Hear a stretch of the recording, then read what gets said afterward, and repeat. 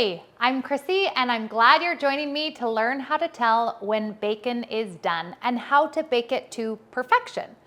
You know, bacon is a real crowd pleaser in my household. With three rambunctious boys, it's practically a household staple. But here's the catch. I've always loathed the messy process of pan frying bacon and dealing with all that grease. That is until I was introduced to this game-changing trick while preparing bacon for my husband's catering events. It was a revelation, to say the least. Now, I'm eager to share this bacon cooking secret with you. Continue watching for all the juicy details. Trust me, you'll never go back to pan frying bacon again.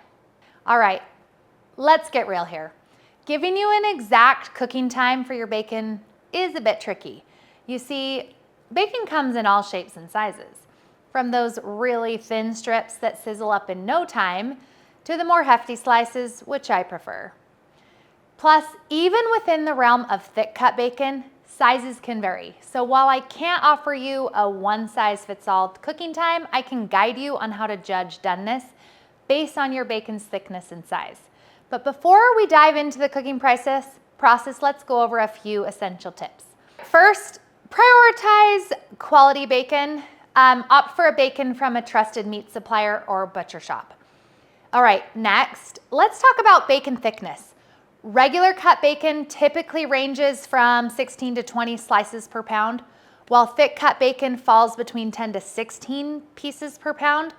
And here's the thing, there's still a big difference between 10 slices per pound and 16 slices per pound. So even in the thick cut realm, there's still a huge range. So I'm a fan of thick cut bacon. I like bacon that aims more in the 10 to 12 slices per pound. Now, if you're unsure about the thickness of your bacon, here's a handy trick. Count the number of slices in the package and take note of the package's weight in pounds. For example, if you have a 1 pound package of bacon with 16 slices, you're likely dealing with a thinner slice, a regular slice, than a thick cut. Make sense?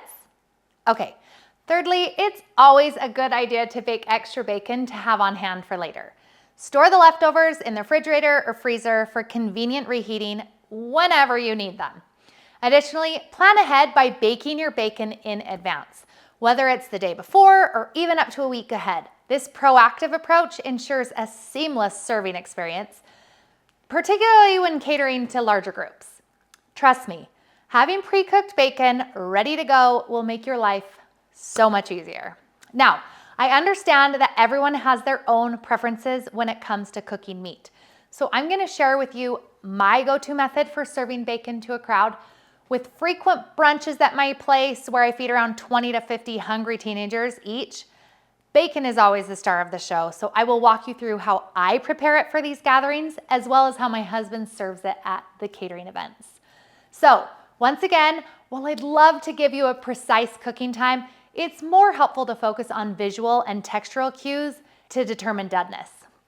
I'll provide you with some general guidelines to help you gauge when your bacon is just right. All right, what are we waiting for? Let's get going. Next up, grab a sheet pan and cover it with heavy-duty foil. I prefer using the long, heavy-duty foil to ensure it covers the entire pan. You can typically find this type of foil at any grocery store, warehouse club like Costco or Sam's, or you can easily purchase it online. And trust me, it's worth the extra effort for easier cleanup. Now here's a handy trick. When laying out the foil, be sure to leave a little extra hanging over the edges. This will come in handy when it comes time to drain off the bacon grease. Carefully press the foil into the corners of the pan, being mindful not to create any holes. While small holes won't necessarily ruin your bacon, they can make cleanup a bit more challenging.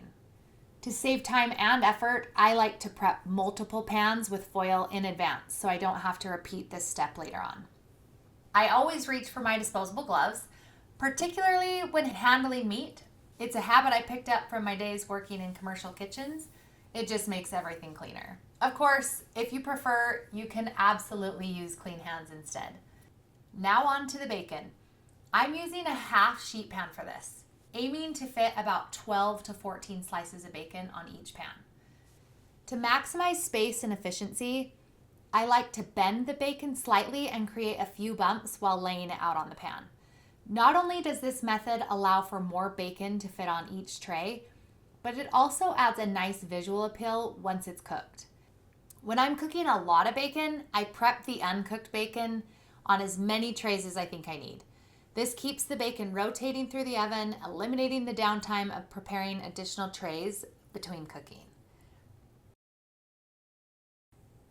Also, I will try and bake as many trays as I can at a time so that I can reduce the amount of time spent waiting.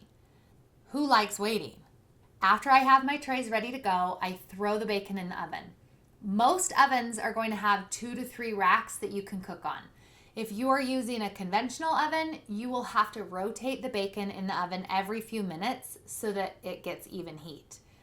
If you are using a convection oven, you most likely will not have to rotate your trays. After the first set of trays go in the oven, I set a timer for about 7 to 10 minutes.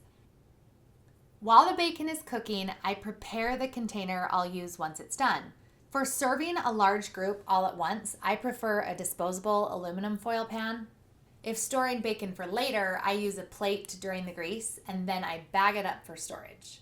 Regardless of the container, I always line the bottom with paper towels to absorb excess grease. When my timer goes off, I rotate the trays if I have multiple baking. I check, and if the bacon isn't done, which it most likely won't be, I set a new timer for another 5 to 10 minutes. Oftentimes, I start to clean up the kitchen while I wait. After giving the bacon another check, I make it a habit to peek inside the oven every few minutes to ensure it's cooking just right. In my eyes, burning bacon is a culinary sin we want to avoid at all costs. You have to know how to tell when bacon is done. So now, here's the real secret to baking and cooking and knowing how to tell when your bacon is done.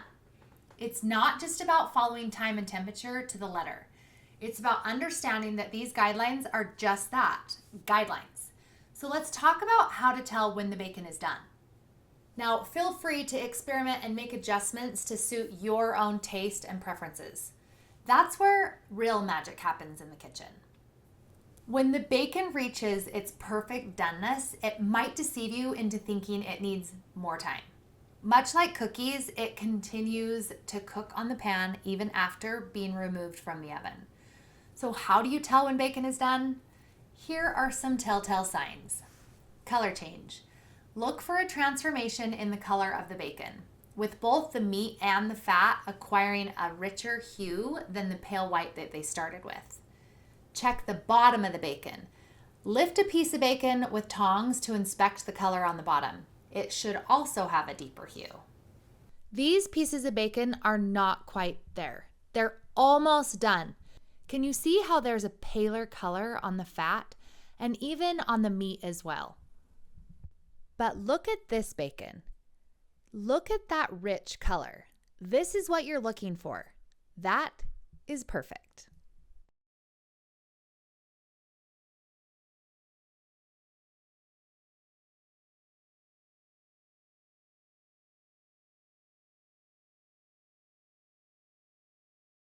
Bubbling. Expect to see bubbles forming from the grease on the pan and possibly even on the bacon pieces themselves. And now, your bacon should still be bendable and flexible. This indicates it will retain its texture even after cooling. If it feels a little stiff and likely to snap after cooling, it's been cooked too long. Unless, of course, you like crunchy bacon. Once you've determined your bacon is cooked to perfection, take the pan from the oven. Carefully remove the bacon from the tray using tongs and transfer it onto the paper towels. If you plan to reuse the tray, you'll need to drain the bacon grease first. This is easily done if you've left a little bit of extra foil on the end of the tray, like we talked about before. Shape your foil into a makeshift funnel, positioning it over a heat-safe container. Now carefully pour the grease from the pan into this funnel. You can drain the grease from multiple pans into the same container. And once the grease cools down, pour it into a garbage bag or a Ziploc bag and dispose of it in the garbage. This way, you can reuse the same tray. Remember, Do not pour grease down your sink drain. Pouring bacon grease in the drain will solidify and potentially clog your pipes when it cools completely. If you're serving the bacon right away, cover your foil pan or whatever pan you have and place in a warm oven at the lowest setting. This will keep the bacon warm without overcooking it. Now, if you plan to serve the bacon later, let it cool completely. Once it's cooled, cover the bacon in the foil container with foil and store it in the fridge or the freezer. Alternatively, you can transfer the cooled bacon to a Ziploc bag lined with paper towels before refrigerating or freezing. Both methods work well and are convenient for reheating later. Now here's a tip. When reheating a lot of bacon in your foil pan, preheat your oven to 275 to 300 degrees Fahrenheit and place the pan inside for approximately 45 to 60 minutes. During this process, you need to consider rotating or fluffing the bacon to ensure even heating without overcooking.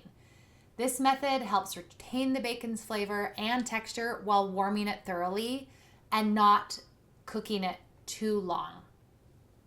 You can also reheat your bacon in the microwave. When I'm just feeding my boys, I usually will get out a paper plate or a plate and line it with paper towels and heat the bacon in 30-second intervals just until it's warm. Bacon used to be a hassle to cook at my house, but since I learned these tricks, I feel like I can whip up bacon anytime, whether it's for big gatherings, quick reheats for my kids, or storing it in the freezer for later. These methods have made bacon preparation a breeze. I hope you find them just as useful. Until next time, happy experimenting in your kitchen.